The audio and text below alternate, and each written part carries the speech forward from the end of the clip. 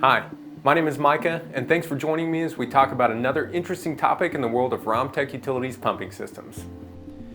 Maintenance inspections for pump systems can be the difference between simple prevention and costly repairs.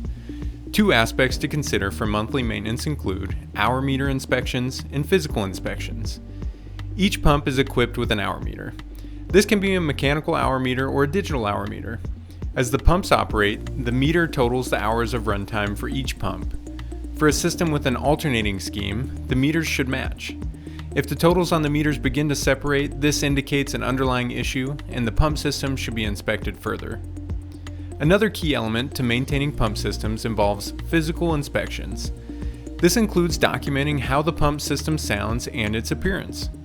For example, if the wet well contains an abundance of trash, it should be removed to ensure optimal efficiency of the system. Having a routine maintenance schedule can reduce operational costs and extend the life of the pumping system. Keeping detailed maintenance records can also help speed up the troubleshooting process when problems arise in the future.